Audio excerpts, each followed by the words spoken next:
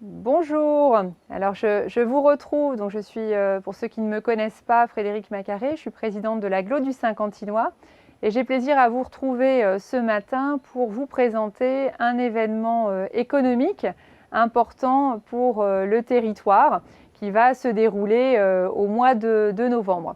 Donc le Saint-Quentinois, territoire robot numérique, territoire d'innovation, avec lequel on travaille avec à la fois les startups, les intégrateurs robotiques et puis l'ensemble de notre tissu d'entreprises industrielles. Et nous organisons des événements qui sont des événements business extrêmement importants pour les entreprises, pour que des rendez-vous puissent se faire, pour qu'on puisse faire connaître les entreprises du territoire, montrer également les capacités d'innovation qui peuvent être existantes et donc assurer du développement économique. Alors on se retrouve pour la première fois dans une version particulière, donc sur un format numérique pour cette conférence de presse, mais sur un format qui sera aussi numérique ou dématérialisé pour le salon de cette année. Alors évidemment, c'est le contexte sanitaire qui nous a incités à proposer un salon qui se passe de façon différente et je crois que c'est un bon choix qui a été fait puisqu'on l'a anticipé dès le printemps cette année et ce qui nous permet aujourd'hui de continuer à travailler sur de l'événement économique et si on l'avait tout simplement conservé en événement physique, eh bien compte tenu des nouvelles règles sanitaires, cela n'aurait pas été possible. Donc ravi de vous retrouver pour vous faire la présentation donc, du salon qui arrivera au mois de novembre. Donc c'est une édition qui se tiendra, je ne me trompe pas dans les dates, le mercredi 18 et le jeudi 19 novembre 2020. Alors simplement sur les éléments de contexte, on avait interrogé nos chefs d'entreprise puisque nous, on est là pour coordonner, pour permettre que des événements soient possibles. Mais ce qui fait l'intérêt de nos événements, c'est évidemment les porteurs de projets, les acteurs qui sont auprès de nous. Et donc les industriels nous avaient dit qu'il était très important de réussir à conserver un événement cette année, puisque compte tenu de la crise sanitaire, on pouvait se dire que soit on stoppe tout et on est sûr qu'on ne va pas améliorer nos chiffres d'affaires, soit on cherche à innover et à avoir à tout prix un événement tout de même et on continue à faire du développement économique. Donc c'est le choix qui a été fait. Ce qui nous appelle donc sur une version totalement digitale, très innovante. Alors ça tombe bien parce qu'on essaie également tout au long de nos projets de continuer à être dans la nouveauté, alors pas la nouveauté pour la nouveauté mais sur des formats qui marchent et donc on propose un événement qui n'a jamais été vu sur le territoire et d'ailleurs je pense que c'est relativement nouveau aussi sur le territoire national, que ce salon dématérialisé mais qui aura quand même une tête de salon. Alors je suis accompagnée aujourd'hui, alors pas en plateau compte tenu de la crise sanitaire, mais je suis accompagnée de Jean-Pierre Sipsiewski, je ne sais pas si vous le voyez à l'écran.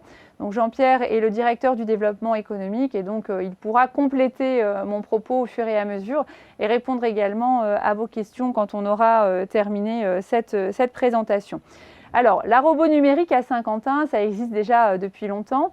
On a fait plusieurs éditions de salons au Palais de Fervaques ou au Palais des Sports qui ont été des moments assez incroyables de rencontres avec l'innovation, mais aussi de projets qui deviennent concrets.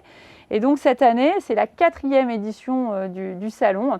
Donc cette fois-ci, je le disais, qui sera complètement digitale. Donc pour plusieurs raisons. Avec des avantages dans ce choix d'un salon digital.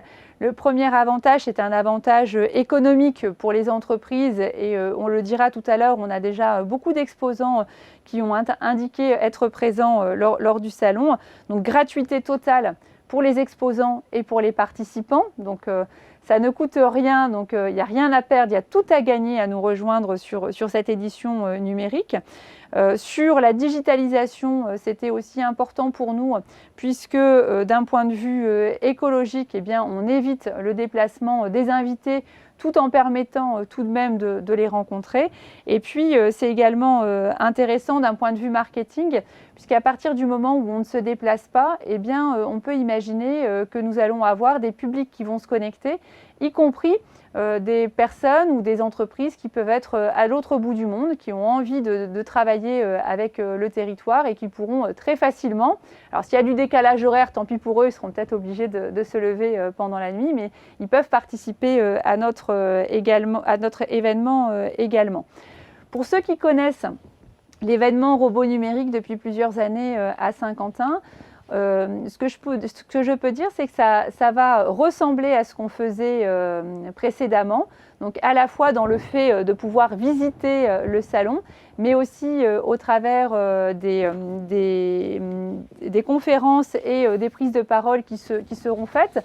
En fait, on a un événement qui est digital, mais qui ressemble beaucoup au salon, au Palais des Sports dans lequel on était, y compris sur la configuration qui va être présentée et l'ergonomie du site qui sera présentée. Sur la date, donc je le rappelle, je l'ai dit tout à l'heure, le 18 et le 19 novembre 2020. Et la manière dont on fonctionne, donc c'est une plateforme dématérialisée qui aura été préparée en amont. Et pour le moment, on essaie de conserver un plateau télé ici même où je suis, donc sur la pépinière d'entreprises créatrices de la communauté d'agglomération. Donc on aurait sur ce lieu l'accueil des conférences et des tables rondes. Donc ça, c'est dans le meilleur format.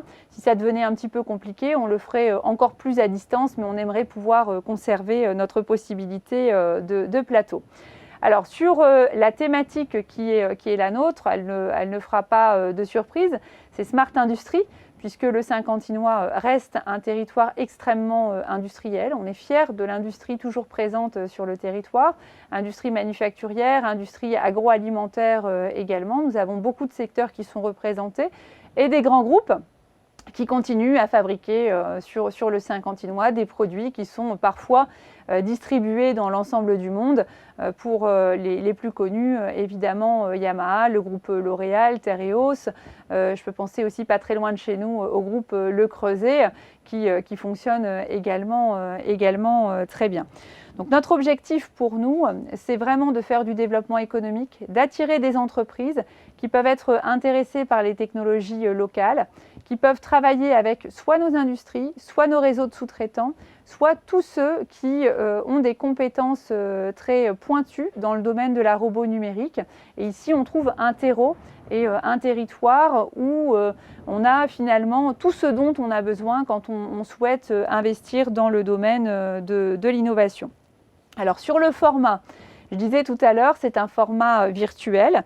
Donc on aura une interface graphique qui va représenter le vrai lieu d'exposition que vous connaissez pour ceux qui se sont déjà déplacés, donc le Palais des Sports. On va conserver également un décor, donc les couleurs de l'événement évidemment. Et puis les exposants, eh bien finalement, s'ils ne sont pas physiquement présents sur le Palais des Sports, ils seront présentés sur des stands personnalisés. Donc on est vraiment sur la reprise d'un salon traditionnel comme on peut le voir dans les grands événements, sauf que cette fois-ci, il est virtuel. Donc on pourra également sur les stands entrer en contact avec les exposants et organiser des rendez-vous B2B. Donc on présentera de la communication instantanée par chat, de la vidéoconférence, des échanges qui peuvent se faire par mail, par téléphone, et on pourra aussi télécharger des contenus, des fichiers, donc de la matière spécialisée également. Nous aurons des conférences et des webinaires et des démonstrations qui seront proposées pendant les 2 jours du salon. Alors, les actions innovantes, parce que c'est vrai que c'est un sacré pari pour nous de proposer cette digitalisation du salon. Pour cela, on avait besoin d'avoir un site qui soit un site neuf, plus ergonomique, plus adapté et plus riche. Donc on a créé, grâce à un prestataire qui nous accompagne, un certain nombre d'environnements. Donc c'est la 3D qui a été utilisée en matière de technologie pour permettre donc la création de toutes pièces de cet événement. L'idée, c'est que les participants se retrouvent vraiment dans un décor qui va être facile à comprendre, qui donnera aussi envie d'être dans l'interaction et que ce soit techniquement le plus agréable possible. On a tous connu ces derniers mois et malheureusement on va encore le refaire, des vidéoconférences un peu compliquées avec soit des problèmes techniques, soit des interactions non souhaitées. Donc on est évidemment extrêmement vigilant sur ce point et on souhaite avoir un décor qui soit le plus professionnel possible également. En appui de ce décor et donc de ce site internet et de cette plateforme, nous avons également le site qui s'appelle robomeetings.fr qui va proposer dans le temps, dans l'amont, donc ces jours-ci, et pendant tout l'événement, un certain nombre d'actualités, mais aussi toute la partie qui va permettre aux exposants, mais également aux visiteurs de pouvoir s'inscrire, de communiquer avec nous pour la préparation de cet événement. Et puis en appui du salon Robot Numérique, donc après les dates, le site robomeetings.fr doit permettre de retrouver des contenus et un certain nombre de documentations qui seront utiles après, quand on aura réussi les rendez-vous et les contacts, eh bien on pourra poursuivre les échanges avec les personnes qui sont intéressées en leur apportant beaucoup de formats professionnels également. Et puis nous avons aussi souhaité mettre en place une application mobile et web via de l'intelligence artificielle, ce qui permet de programmer les rendez-vous d'affaires et l'interaction avec les participants. Il faut que pour nous, quand les personnes sont inscrites et quand elles souhaitent avoir des rendez-vous B2B, il faut qu'on fasse en sorte qu'elles ne perdent pas de temps, que ce soit facile, que ce soit programmé en amont et qu'on se retrouve vraiment le plus possible dans la situation d'un rendez-vous professionnel comme on le connaît quand on peut se déplacer. Alors cette plateforme networking, elle sera ouverte là. Alors j'ai fait une petite erreur ce matin. On est tellement en flux continu avec la crise sanitaire, je vous dirais que je ne sais même pas quel jour on est. Mais la plateforme ouvre le 30, alors peut-être qu'aujourd'hui on est le combien? On est le 30, donc elle ouvre aujourd'hui, voilà. Donc cette plateforme ouvre aujourd'hui, donc vous pouvez tout à fait relayer donc notre adresse de networking, donc robomeetings.fr. À partir d'aujourd'hui, on doit pouvoir prendre les rendez-vous. Alors pour préciser un petit peu plus le propos sur la forme virtuelle, avec sa dimension humaine quand même, et vous allez le comprendre au travers de ce qu'on va vous développer désormais. Donc le principe en fait dans ce salon, c'est qu'il y aura 4 axes. D'abord les stands avec les exposants qui sont les exposants online. Ensuite, on a un autre élément qui compte beaucoup pour nous. Ce sont les espaces conférences et pitch. Sur chaque salon robot numérique, on a souhaité aussi faire venir des conférenciers de qualité qui nous permettent de nous acculturer sur un certain nombre de sujets, parfois de nous bousculer aussi. Ça fait du bien pour tous les acteurs puisqu'il y a les rendez-vous B2B, mais on essaie de pousser nos réflexions et nos sujets sur le plan du développement économique à chaque salon.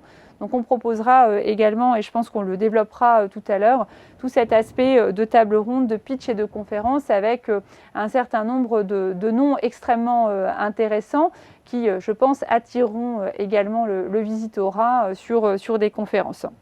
Nous aurons, donc je le disais tout à l'heure, des rendez-vous B2B, donc ça c'est le 3e espace, le networking, la mise en relation, donc c'est un élément important. Et puis, dernier point, des interactions 100% digitales, ce qu'on va appeler des tutos ou des démonstrations qui peuvent être faites et qui peuvent être postées.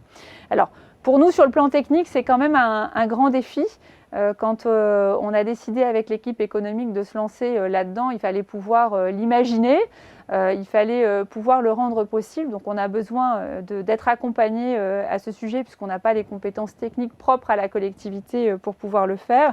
Et donc c'est la société LMG qui nous suit pour la préparation de cet événement virtuel pour rassembler les visiteurs. Donc pour les exposants, ce qu'il faut retenir, il est toujours possible de s'inscrire pour notre salon. Donc on leur met à disposition des stands pour les entreprises. Donc on a toujours une validation qui est faite, qui se fait en flux continu, c'est-à-dire qu'on est quand même attentif à toujours décider de qui peut être exposant au sein du salon, puisqu'il faut qu'on reste respectueux de la thématique, d'une certaine éthique qui est la nôtre aussi, et qu'on ne retrouve pas n'importe quoi au sein de notre salon. Donc on a un petit comité qui valide toutes les demandes qui sont faites en matière d'exposants. Donc une fois ou deux fois par semaine, on a cette validation des exposants qui est faite. Quand l'exposant est validé, eh bien, on reprend contact avec lui, il récupère son espace exposant, parce que lui aussi il a un petit peu de travail pour évidemment pousser ses contenus, assurer sa présentation, sa mise en avant de sa société ou de son institution. Alors ensuite, on peut peut-être passer, puisque je viens de parler de l'espace exposant et des conférences, sur le programme qui est le programme plus détaillé de ce salon. Donc on ouvrira vraiment, on va le faire comme si on y était. On a des horaires d'ouverture et de fermeture du salon, donc on va pratiquer exactement de la même façon. Donc le mercredi 18, le salon va s'ouvrir à 9 h. Là aussi, on a une ouverture officielle du salon qui va se faire avec un accueil, un mot d'accueil. Avec la règle du jeu, c'est important également, donc je serai présente bien évidemment. Et puis ensuite, une fois que le salon est ouvert, les espaces exposants le sont également, les rendez-vous B2B peuvent se tenir et parallèlement, on a notre programme de conférenciers qui se met en route. Alors, il est venu le temps de vous dévoiler les noms des conférences et les participants qui nous ont confirmé leur présence à ce stade. Donc pour le mercredi 18 à 10 h, nous aurons une conférence tout à fait bienvenue en ces temps troublés qui va s'appeler « Optimisme et esprit d'entreprise ». Les clés du rebond post-Covid. Donc évidemment, c'est un point essentiel pour beaucoup d'entreprises aujourd'hui. Et l'animateur de cette conférence sera Philippe Bloch, bien connu, qui était membre fondateur de Columbus Café, qui est auteur et qui est animateur sur BFM Business et qui écrit beaucoup, quasi tous les ans ou tous les 2 ans. Il a un ouvrage qui sort. Il garde toujours beaucoup d'optimisme malgré les difficultés. Alors optimisme et non pas naïveté, et donc on pourra l'écouter à 10 h le mercredi 18. À l'issue de cette conférence, nous basculerons sur une autre conférence qui sera intitulée « L'entrepreneuriat innovant et la transformation digitale ». Là aussi, nous avons un expert extrêmement intéressant qui s'appelle Gilles Babinet. Donc, je pense que ceux qui s'intéressent à la technologie connaissent évidemment Gilles Babinet. Donc, Gilles Babinet est chef d'entreprise et il nous proposera un point de synthèse sur la révolution numérique, sur l'évolution du digital et surtout sur l'opportunité que le digital peut offrir en matière de développement. Si je donne l'exemple à nouveau du confinement aujourd'hui, depuis hier, nous sommes très concentrés avec les équipes économiques pour ouvrir des services complémentaires au commerce de proximité en digitalisation ou en portage ou en retrait de commandes, puisque c'est indispensable dans le cadre de la crise économique et sanitaire, mais ça l'est aussi pour demain. Donc cette transformation, on en a vraiment besoin avec encore plus de force aujourd'hui. Et d'ailleurs, sur le territoire, on va avancer sans doute l'ouverture d'un portail dédié au commerce qui devait ouvrir au mois de décembre. On est en train de regarder pour le mettre en route de façon accélérée sans doute la semaine prochaine pour rendre service à notre commerce de proximité, puisqu'avec les règles du confinement, il est très défavorisé. Les plateformes numériques peuvent vendre tout produit, le commerce de proximité physique ne peut pas le faire. Il faut absolument accompagner nos acteurs. Donc cette conférence de Gilles Babinet aura lieu donc mercredi 18 à 11 h. Ensuite, on est sur l'heure suivante, à 12 heures, sur quelque chose de plus interactif avec un tour de table qui va être dédié aux perspectives d'avenir et aux défis de demain qui sont vus par les leaders de la robotique industrielle, à qui on va céder une place également dans le cadre de cette conférence, donc plutôt sur le format table ronde, donc à midi le mercredi. Cette table ronde sera suivie d'une autre table ronde sur l'industrie et là aussi une thématique qui colle à la réalité économique de la crise sanitaire. La table ronde de 13h30 jusqu'à 15h30 sera dédiée au fait de rendre l'industrie plus résiliente. Et là c'est extrêmement important puisque on aura la région qui sera à nos côtés, la région Hauts-de-France. Je pense qu'on parlera beaucoup de territoire d'industrie, on parlera beaucoup aussi des programmes d'investissement au travers des aides du plan de relance, de la mobilisation qui est possible. Et autour de la table, en dehors de l'industrie, on va retrouver des industriels qui sont des industriels locaux qui vont pouvoir faire partager leurs projets et leur expérience. Donc on aura chez nous des grands spécialistes de la robotique. Je pense particulièrement à la société Sacmo avec son CEO Stéphane Carlsson, également à l'entreprise Boubier-Lamoret et Christophe Chevalier, son directeur. Et puis notre animateur du club robot numérique, puisqu'on a la chance d'avoir des ambassadeurs industriels, Thierry Fabrès, qui est le directeur général d'APGELEC Industrie. Et le dernier participant sera le fondateur de Tesseract Solutions. Donc c'est une entreprise qui nous a rejoint il y a 1 ou 2 années, Florian Dordain. Donc un jeune homme également qui pourra faire partager sa vision. Donc c'est des entreprises qui ont soit connu ou qui connaissent encore eh bien, les difficultés de la crise sanitaire, soit qui voient une accélération de leur prise de commande. Je pense notamment à tout le format numérique. Généralement, ils ont plus de projets aujourd'hui puisque les entreprises ont pris conscience de l'intérêt de la digitalisation à la fois pour leur process et pour leur mise en avant. Voilà pour cette table ronde de 13h30.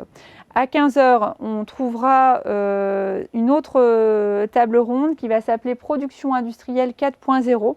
Quels outils novateurs pour piloter son usine en temps réel? Et le participant sera Kevin Boissier, expert en ingénierie de l'obsolescence.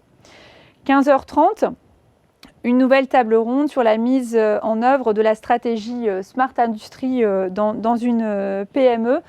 Donc là aussi, on ne veut pas que la taille d'une entreprise ou le faible nombre de collaborateurs soit un frein à l'innovation, à la transformation des entreprises.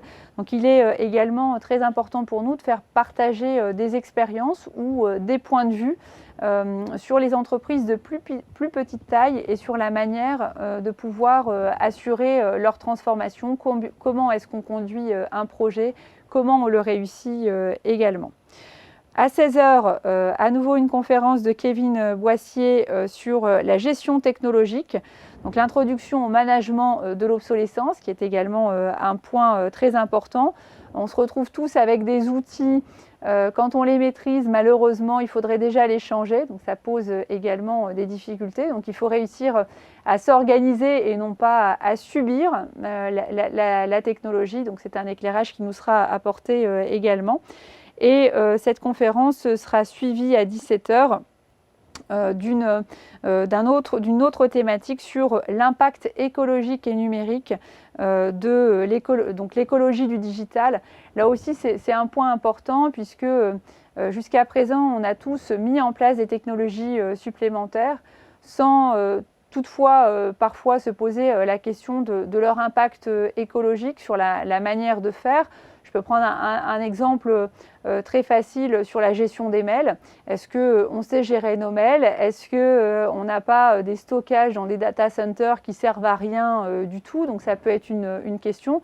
Il peut en avoir d'autres également. Donc c'est ce qu'on va proposer d'aborder lors de cette conférence. Donc voilà pour le programme de la première journée. C'est un programme très dense.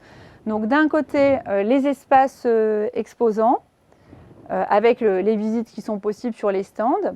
les rendez-vous B2B, les chats, les mails, les échanges, et puis tous ceux qui pourront se connecter et accéder donc à la fois aux conférences formelles et puis aux tables rondes d'échange dans ce cadre.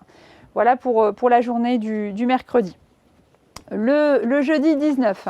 Donc le jeudi 19, le salon reprendra à 10 h avec des interventions d'experts internationaux. Et on ira voir du côté du Japon à 10 h avec une table ronde intitulée « Le paysage de la robotique au Japon ». On retrouvera Jean-Michel Serres, qu'on connaît bien, qui est CEO de Orange au Japon, et également Tomoko Tanaka, qui donc vont pouvoir nous apporter leur expertise. Donc on a fait attention aux horaires, puisque pour le Japon, ils seront déjà sur une journée assez avancée, donc on les retrouve à 10 h sur le paysage de la robotique au Japon.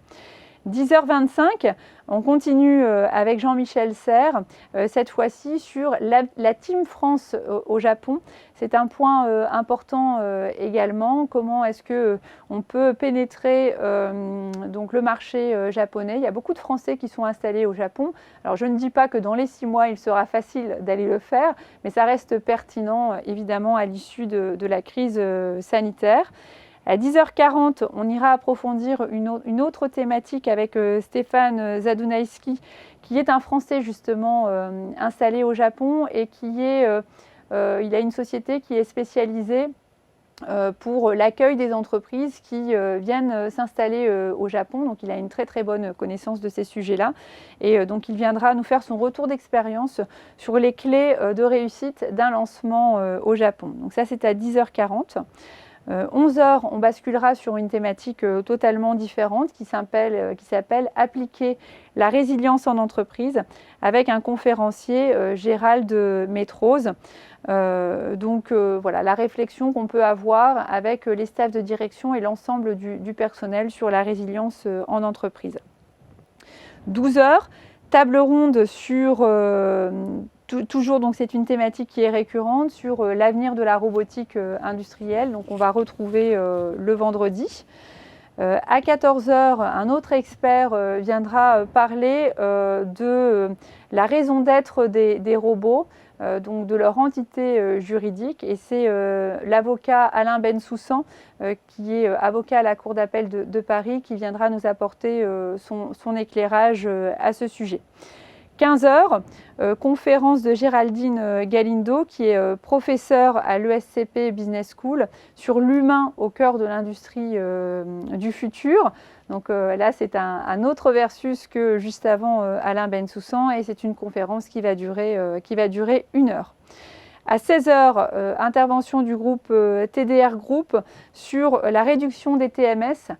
Donc vous savez que beaucoup de projets de robotique permettent d'améliorer les conditions de travail des collaborateurs. C'est souvent une première demande en dehors de l'efficacité. C'est aussi sur des tâches qui sont des tâches complètement ingrates. Comment est-ce qu'on peut utiliser les technologies pour faciliter la vie des collaborateurs? Donc c'est une conférence qui aura lieu à 16 h. 16h30, autre intervention. Comment protéger l'accès aux applications web tout en améliorant l'expérience utilisateur grâce aux solutions de gestion des identités. Et cette intervention sera donnée par Olivier Ando de la société Skills. Voilà pour le programme. Donc c'est vraiment très dense. On n'a pas baissé les bras comme vous le voyez. Par rapport à la situation économique, on a vraiment essayé de faire en sorte de se retrouver quasi dans la configuration habituelle où on retrouve nombre d'experts sur le territoire de Saint-Quentin. La seule chose qui va nous manquer, c'est le véritable échange one-to-one pour nous-mêmes, puisqu'on aime bien aussi nouer des liens avec nos partenaires. Donc on le fera différemment cette fois-ci.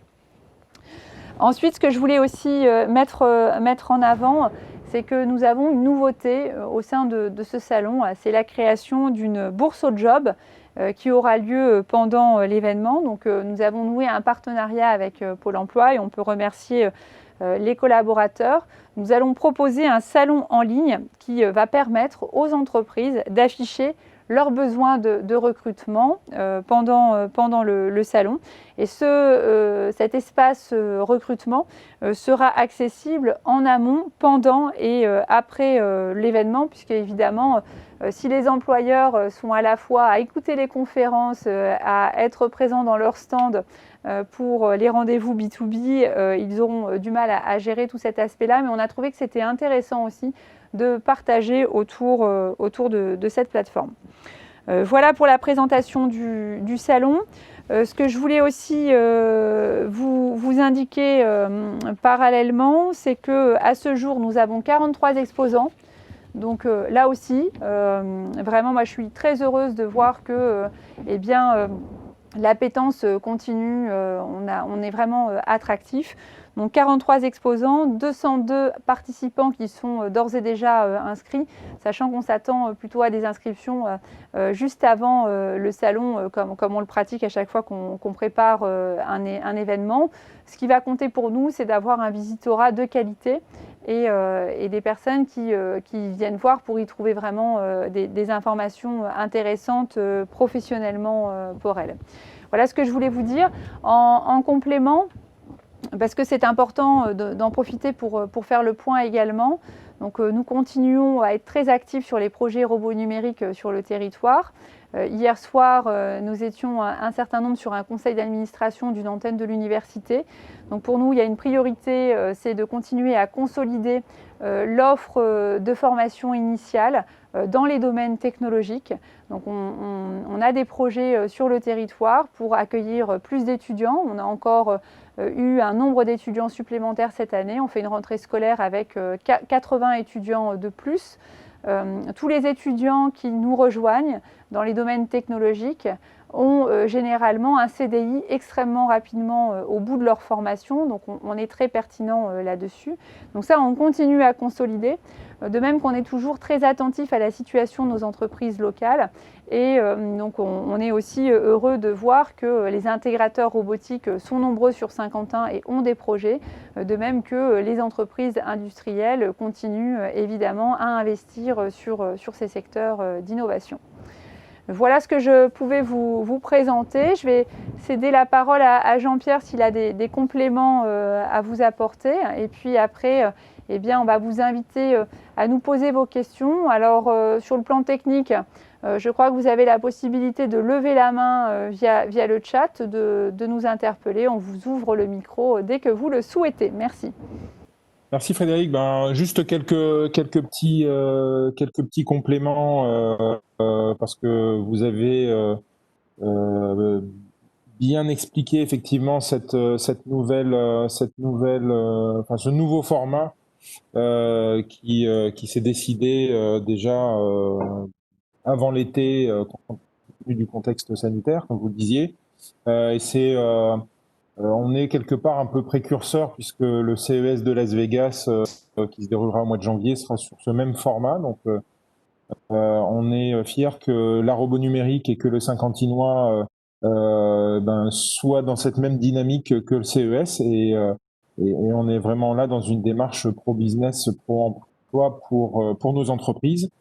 L'aspect conférence, effectivement, il est important et c'est vraiment un des gros points par rapport aux années précédentes où effectivement on a essayé de constituer un vrai programme dense et riche par rapport à notre visitorat puisque c'est une convention d'affaires professionnelle, donc vraiment dédiée aux pros et d'être dans une démarche également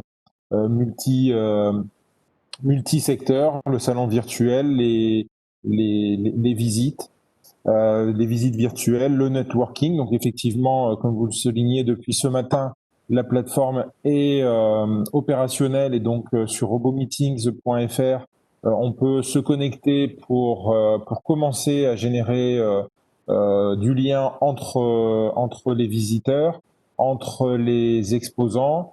Enfin voilà, on est dans une démarche active. Et puis le partenariat avec Pôle emploi.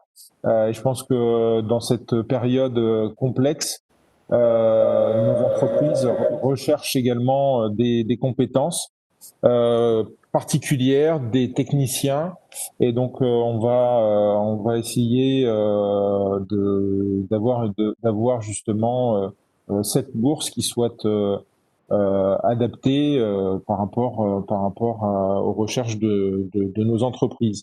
Et puis dernier sujet, c'est qu'effectivement, même si le manque de contact humain que nous avons l'habitude et qui fait un petit peu aussi notre force ici sur le Saint-Quentinois, de bien accueillir nos visiteurs et nos exposants dans notre belle communauté d'agglomération et sur notre belle ville de Saint-Quentin.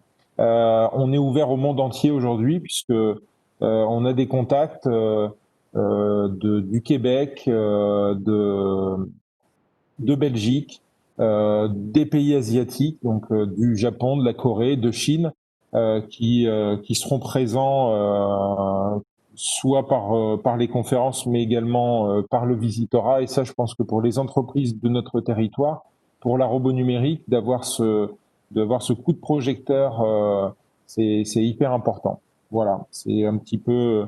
Et puis dernier petit sujet, c'est vrai, de remercier à la fois l'ensemble de la direction du développement économique, puisque tout le monde est vraiment mobilisé et en plus avec nos restrictions, on essaye de faire avancer les choses comme il se peut et de piloter tout ça en parallèle.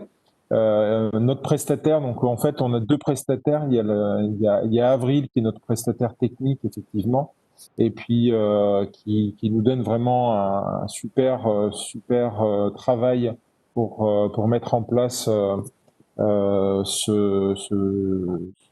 cette belle convention d'affaires.